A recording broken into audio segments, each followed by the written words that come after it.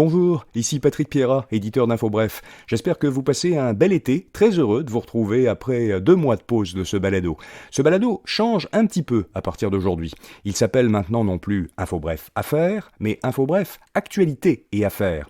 La raison, c'est que nous avions jusqu'en juin un autre balado qui s'appelait Actualité InfoBref, qui couvrait l'actualité générale et était donc très complémentaire de celui-ci.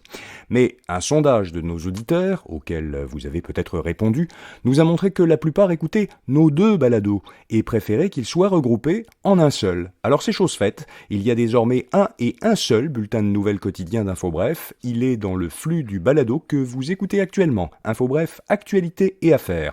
En 5 minutes, chaque matin, je vous donnerai d'abord les principales nouvelles nationales et internationales, puis les principales nouvelles économiques, technologiques et financières. On essaiera de terminer sur un sujet pas trop déprimant, si possible positif ou inspirant. On verra selon ce que l'actualité du jour aura à nous offrir. Ce balado est donc désormais la version audio complète de notre infolettre quotidienne InfoBref Matin. On commence maintenant, voici l'essentiel des nouvelles de ce lundi 14 août. Les violents incendies à Hawaï ont fait près de 100 morts, 93 victimes ont été identifiées et le bilan devrait s'alourdir. Ce sont les incendies les plus meurtriers que les États-Unis aient connus depuis plus d'un siècle. Le gouverneur de l'État d'Hawaï a indiqué qu'environ 2200 bâtiments, principalement résidentiels, ont été détruits ou endommagés. Les autorités sont critiquées par de nombreux habitants qui n'ont pas reçu d'alerte ni d'ordre d'évacuation. Selon le New York Times, aucune des 80 sirènes de l'île de Maui n'a été activée. Une quinzaine d'hebdos locaux à Montréal et Québec ont cessé leur parution.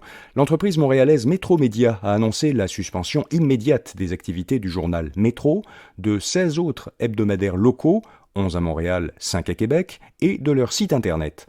Le PDG de l'entreprise explique que la décision de la ville de Montréal de mettre fin à la distribution du Publisac, dans lequel les journaux montréalais étaient inclus, leur a porté un coup particulièrement dévastateur.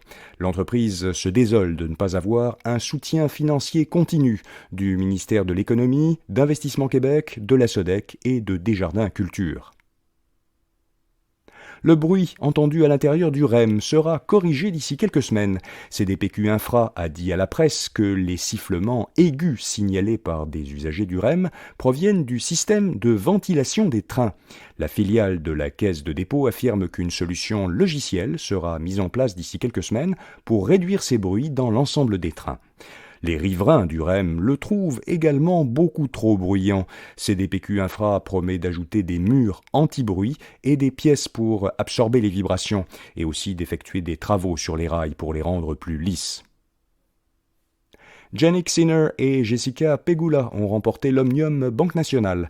À Montréal, la joueuse de tennis américaine Jessica Pegula a battu hier la Russe Lyudmila Samsonova en 2 manches et seulement 49 minutes.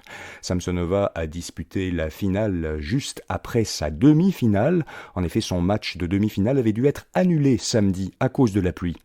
À Toronto, l'Italien Jannik Sinner s'est imposé hier en 2 manches face à l'Australien Alex de Minaur. Grâce à cette victoire, Sinner atteindra aujourd'hui pour la première fois le 6e rang mondial. Les États-Unis investissent dans le captage de CO2 dans l'air. L'administration Biden prévoit d'investir 1,2 milliard de dollars américains dans 2 grands projets de captage direct dans l'air, au Texas et en Louisiane. C'est le plus gros investissement mondial dans une technologie qui doit permettre d'éliminer le CO2 déjà présent dans l'air. Selon le gouvernement américain, ces 2 usines créeront ensemble 4800 emplois.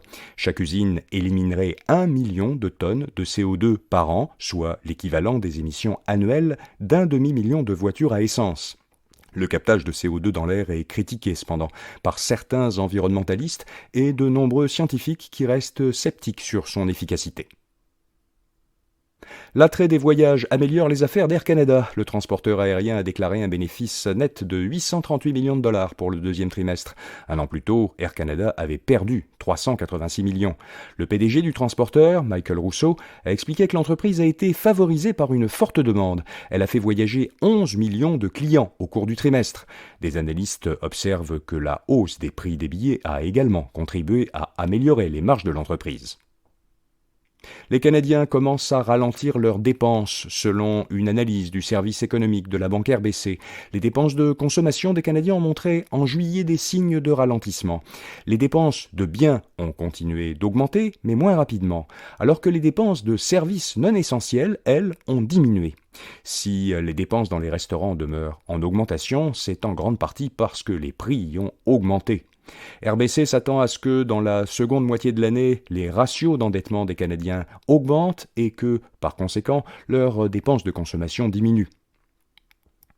Un réseau de satellites couvrant le globe devrait être construit à Montréal.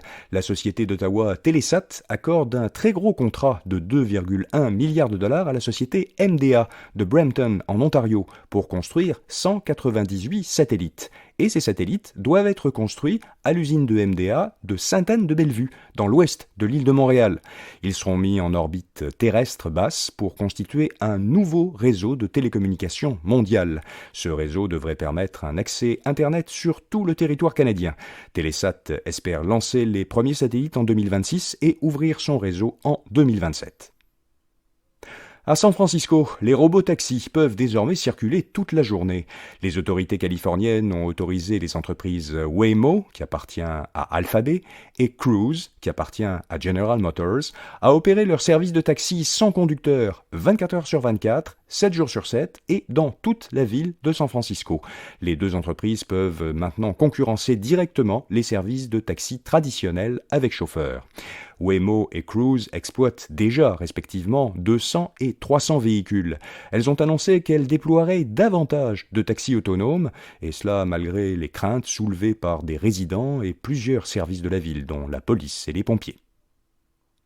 Enfin, comme chaque lundi, InfoBref vous fait découvrir une jeune entreprise québécoise innovante. Aujourd'hui, Aim Colors, une jeune pousse de Montréal qui permet à celles et ceux que ça intéresse de personnaliser l'apparence de leurs ongles à l'aide d'une appli mobile. Décorer ses ongles nécessite l'utilisation de plusieurs produits cosmétiques qui peuvent être nocifs pour la santé et l'environnement. Alors la solution imaginée par Aim Colors est un ongle adhésif intelligent doté de composantes électroniques. Il s'applique comme un ongle amovible. Un petit écran souple donne de la couleur aux ongles et permet d'afficher divers motifs. La couleur et les motifs peuvent être choisis ou modifiés instantanément ensuite à l'aide d'une application mobile. Pour en savoir plus sur cette entreprise, allez lire son portrait à infobref.com. Voilà, vous savez l'essentiel. À demain matin pour notre prochain bulletin de nouvelles InfoBref, actualité et affaires. Bonne journée.